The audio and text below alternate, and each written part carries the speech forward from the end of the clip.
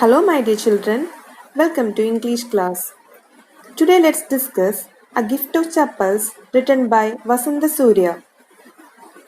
The main characters in the story are Mridu, Meena, Ravi, Rukumani, Lalli, Tapi, Mahendra, Music Master, Beggar, etc.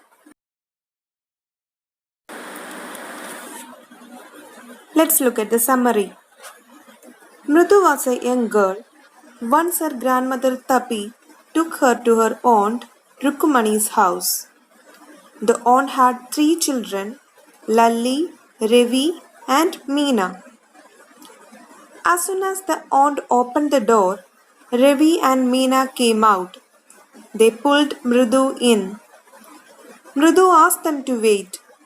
She took off her shoes and put them neatly beside a pair of chappals there. These chappals were large and black. They were so covered with dust that they looked grey. Mridu had no time to ask whose slippers they were because Ravi dragged her to the backyard. There he showed her a kitten behind a thick bitterberry bush.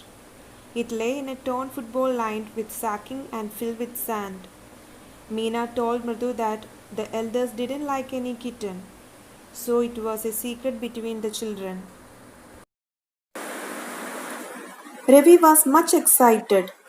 He told Mridu how he was able to manage some milk from the kitten. Pati had seen him with a glass of milk. Ravi made an excuse. He took a glass of milk. He said that he was hungry. Pati had asked him to drink and give the empty tumbler back to her for washing. He somehow sent her away saying that he would himself wash the tumbler.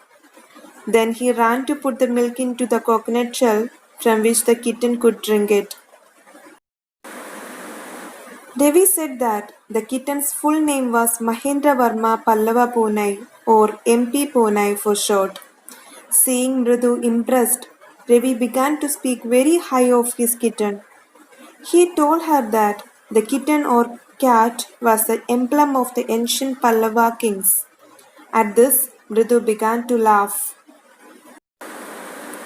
But Ravi was not the one to give away. He argued that everyone knows that lions and cats are close relatives. Then he said he was sure his Mahendran was the descendant of Mahabalipuram Rishi cat. He reminded Mridu that the people in ancient Egypt worshipped cats. Seeing that Mridu remained unconvinced, Ravi spoke with more passion. Egyptians, he said, worshipped cat goddess Bastet. One of the descendants of Bastet was hidden in a Pallava ship. It thus came to Mahabalipuram. MP Mahendran, he insisted, was a descendant of that very cat. Ravi was so pleased with his own arguments that he cried loudly with pleasure. At the same time, there was a creaking sound. These sounds frightened the kitten. He jumped up and ran towards a bamboo tray of red chilies.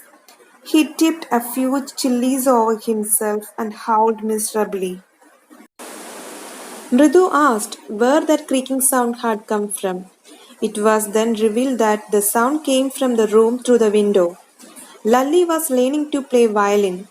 Ravi explained that the music master taught at a great speed, but Lalli never understood anything. Whenever she played, she made only this creaking sound. Mridu peeped through the window. She saw Lalli holding the violin. The music master sat before her. He was beating time on the floor with his big toe. He played a few notes. Mridu was impressed, but Lalli was clearly not able to learn much. Suddenly, there was a call from a beggar on the door. Ravi's mother asked Ravi to send the beggar away. Ravi went to the door, followed by Mridu and Meena. He told the beggar to go away, but the beggar wouldn't listen to him. He raised his voice, Amma, Amma. Rukumani heard it and replied from where she was. The orders were clear. The beggar was not only asked to go but also never to come back again. Now the beggar told Ravi that he would go after resting for a while. Saying this, he also showed blisters on his bare feet. Mridu felt pity. She asked Ravi to give an old pair of chappals if there was one. The children decided to search the house for a pair of chappals for the beggar. Mridu's eyes fell again on the odd looking chappals. She had laid her own shoes beside them. She whispered to Ravi, "Whose are these?" Ravi picked them up. Then the children came back to the beggar and gave him those chappals. The beggar was too pleased to stay there any longer. He blessed the children and went away with the chappals. After some time, the music master came looking for his chappals. He couldn't find them. He called Lalli and both of them looked for his chappals but in vain.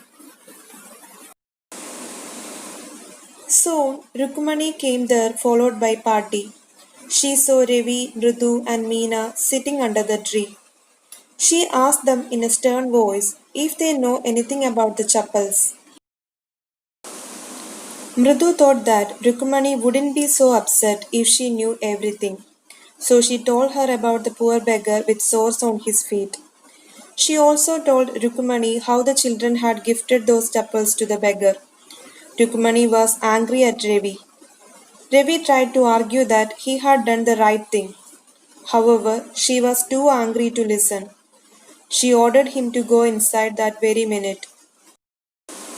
Then she herself hurried indoors. She brought out Gobu Mama's hardly worn new chappals. She offered them to the music master. The music master accepted them gladly. The music master had gone. Rukumani brought Mridu into the kitchen to give her some refreshment. Now her anger had gone. She laughed. She thought what Gopumama would say when he knew that his chappals had gone. He would know that they had gone to the music master. Moral of the story. The story, A Gift of Chappals, explores many themes. Kindness to animals is one of them. The children rescue and feed a starry cat. Also, they show compassion towards a beggar and hand over a pair of chappals to him. Hope you have understood the story. We can meet in the next class with a new story. Thank you. Have a nice day.